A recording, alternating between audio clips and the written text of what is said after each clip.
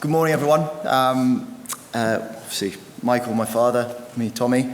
We're both going to try and take you through this topic, and we'll try and rattle through so we can get on to the tastings as soon as possible.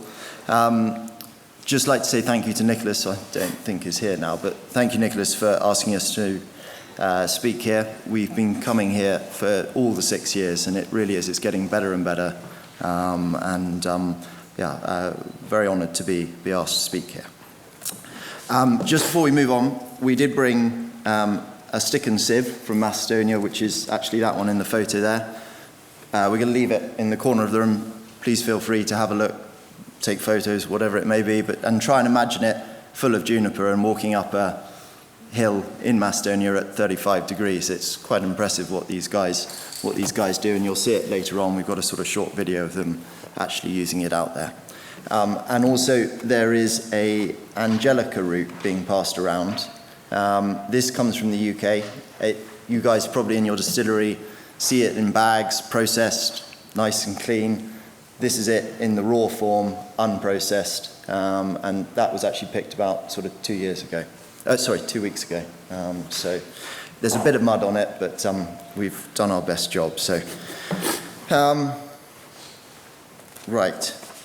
Just a quick little bit of background about us, if you don't know us. We're a father-son team. We're based in Sussex with a warehouse in Halstead in Essex.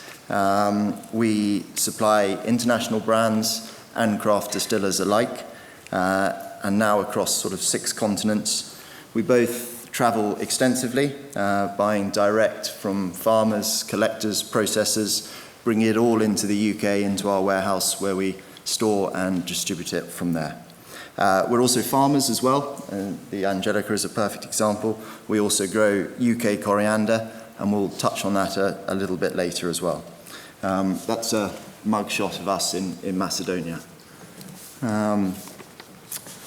Right, so we are talking on developments in the botanical trade and how that affects quality, but with specific sort of reference to the climate. We've sort of drawn together as much as we can what we feel the big developments have been.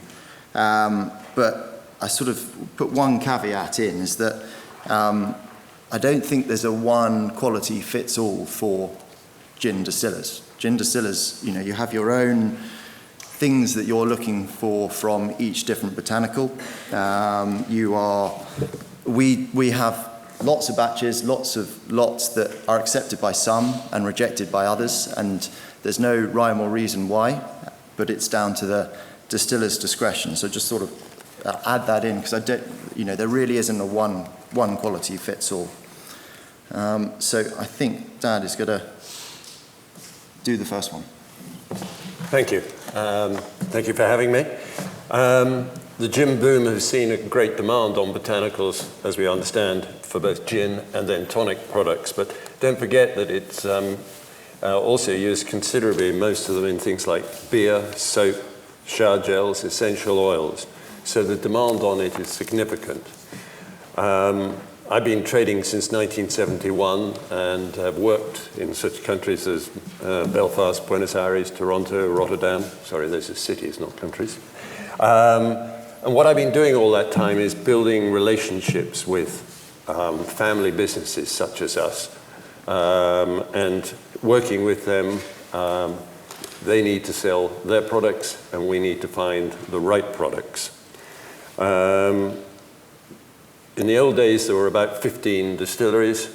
Now we're selling in 6 continents in over 30 countries around the world.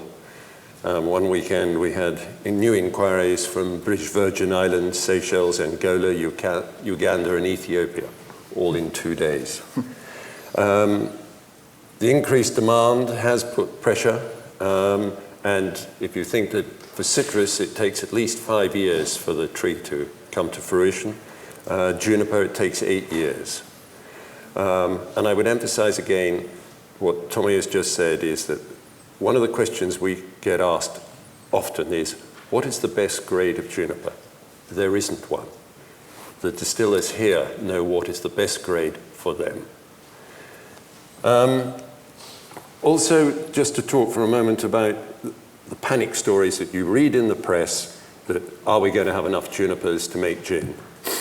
Let's just look at for a moment, if you think India produces 552,000 tons of coriander seed a year, and we estimate the gin trade uses around about 2,000 tons. So I think there should be enough if you think of all the other countries in the world that produce it. The Indian spice trade is worth $18 billion a year. The worldwide production of citrus is 70 million tons, which turns into about 7 million tons of dried peel. So I think certainly the next development we've seen is machinery, whether it be improvements, advancements, or the introduction of new machines. For you guys as brand owners, distillers, I'm guessing a huge amount of your view of quality is consistency, and you must have a consistent product day in, day out, so you're, batch to batch, it runs smoothly. That is a vital thing for us. We have to produce or supply consistent botanicals. And historical trading links that Dad mentioned, that certainly helps. It's a key part of it. But now with modern machinery, it helps reduce the variances you get year to year. You're dealing with a natural product, so there are going to be variances depending on the weather. But machines like mechanical dryers, you've got colour sorters now removing discoloured juniper berries, you've got magnets, metal detectors, things like this that all really help to reduce the variances, bring down any change in the botanicals that they've experienced in their growing year. And we showed you the stick and stiff. I mean, there is machinery, but there is only so far machinery can go. So the next slide we're going to show you is a video, and there are still a lot of botanicals that don't use machines, and they are all picked by hand, processed by hand, and you can have all the machinery in the world, but the gin industry is quite strange because you do have these very niche products, so hopefully this will play. And that's the stick and sieve there.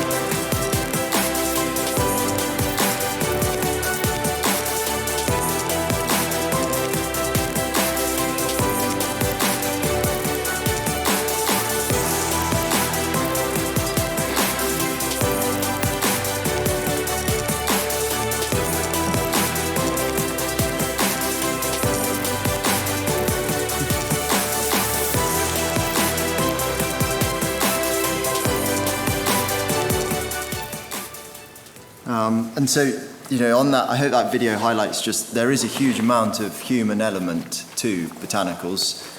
There's also a number of botanicals that are sun-dried. It's not mechanically dried. And just look at the stick and sieve.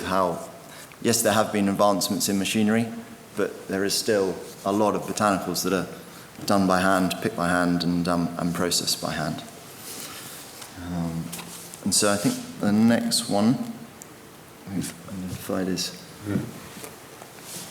And one more. And one more? Yeah. We have a saying in the spice trade that we've only made one improvement in a millennium. We sacked the camel and employed a sea container. And it's not far from the truth. Having said that, obviously there is an improvement in sailing times, particularly also in traceability. We are now able to load containers at the farm. In the old days in China, you used to load them on a cart or a truck and then take them to a railhead and then take them to the port and then load them. And therefore you never knew what happened to them in the intervening time. And that therefore is able enables us to have greater control and greater control over food fraud.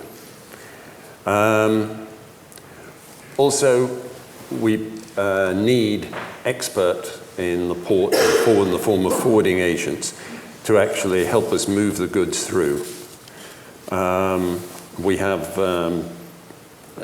almost one expert practically in every single port that we use. But there's some things that haven't changed. Junipers are still shipped in Hessian sacks, and actually it's the best way. It allows the air to circulate. I suppose we have improved a bit better than the pepper industry, which until quite recently used to move pepper in 80-kilo sacks, which meant that 4 men had to be on every single corner. And then the next sort of 2 developments we've identified, quite similar, but sort of do tie in together. The onset of new origins. So when Dad was trading, God knows how long ago, he would very rarely move origins, and demand was low. We didn't have these big variations in climate, so there was never any need to move origin. They could provide the right quantity and the right at the right quality. Fast forward to today, we're obviously huge boom, huge demand. And there's also other sort of developments that can affect it. So climate, obviously, but political security, trade restrictions, failed harvests, and change in cropping sort of methods and rotations. And so all this is sort of added up to us needing to look for new origins. Examples are we now buy a lot of citrus in Egypt. We look at coriander from Argentina, Poland for angelica. And then also our UK crops, which I'm afraid, we're going to do a little plug now. But it came out of that sort of whole idea that, okay, we need to find new origins, and also let's try and get something from the UK. What in the UK can we grow that would suit our climate, but on a commercial scale? So the first one is our UK coriander in Sussex. And this has been going now, I think we're in our 5th year. The weather's not ideal, but it's workable. It's workable. This, is just a photo I'm very proud of, which we took last summer of a bee coming into so in a coriander field, flowers, it is blanket white, and it is absolutely covered in bees, and that's one of them coming in. And then this is our UK angelica that's being passed around at the moment. This is on the fens in Cambridge. And then, so similar to the new origins, has been the sort of increase in numbers of suppliers. In any boom market, you're going to see a huge influx of new companies, new suppliers to the market, trying to take their share. I don't want to sort of dwell on it too long, because I think it's pretty self-explanatory. Some are good, a lot are not, and I just want a little word of warning. These guys, I'm sure you have it. I'm sure you get emails from guys who have family members in Macedonia, in Serbia, Bosnia. They live in London, and they can supply you with 5 tons of the best quality juniper. And they'll send you a sample, and the price is not a problem. And we have it the whole time. A word of warning. I know we're suppliers of botanicals, so it's in our interest, but you can get your fingers bitten. They don't have insurance for the product. There's going to be no consistency, and when it's a bad year, they will disappear. And it's in a bad year we learn the most about our suppliers. That's when you really sort of work out who can provide the best, who can deliver on what you've agreed the year before. We actually had a classic example the other day from an Indian supplier saying that he could provide us with Juniperus communis from India, which we were a little surprised about, as we didn't know that it grew there. And we said it's probably Oxycedrus, and he said no.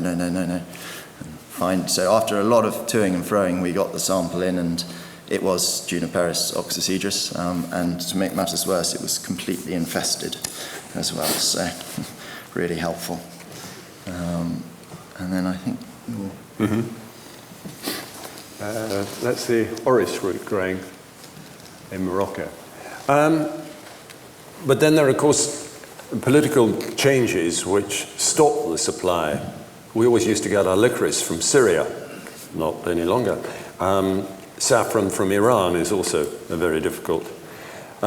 We then saw the great problem of the citrus shortage worldwide, exacerbated by the Spanish property boom because the farmers decided to dig up the orchards because the lemon price was so bad and build properties on top.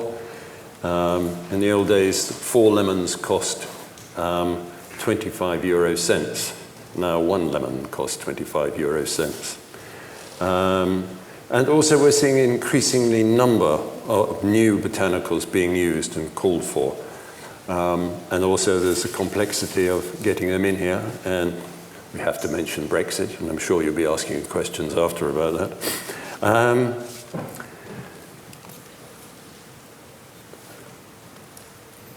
One more? Yep. All right. Yeah. So these are some of the other problems. I thought I'd just tell a short story. The tsunami in Sri Lanka really hit the cinnamon crop. Why? Unusual. All the peelers had actually taken holidays, or not all, but most of them, and gone to the coast. So a lot of them were killed. And it takes 3 months to train a peeler to peel only 1 kilo a day. That's not economic. It takes about 5 years to get them up to 6 kilos a day, which is economic. And so what happened with a lot of them was they felt insecure in their country, the pay on cinnamon wasn't particularly improving, and so they've left. So the two things together has greatly reduced the number of appealers, and that is a very, very technical business. The next slide.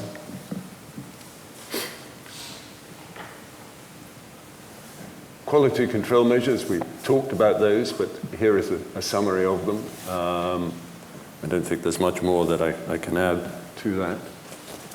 Yeah? Yep. No, I think that's us, done. And the light hasn't gone blue or red or...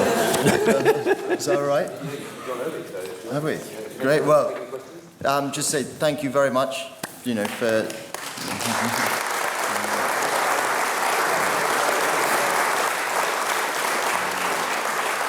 I sort of don't think we had really anything else to add. I mean, it's such a wide topic. There are so many things that you could bring in. The gin industry, it is very niche in the botanicals you're using. And I suppose they're lucky that you don't actually need a huge amount of botanical to make quite a lot of gin. But on the flip side, because they are so niche, if there are crop failures, if there are weather changes, it can really harm the harvest and the supply of these botanicals. But I think we would add that it's not the end of the world. There is juniper out there is coriander out there. We're fine for the moment. We're fine for the moment.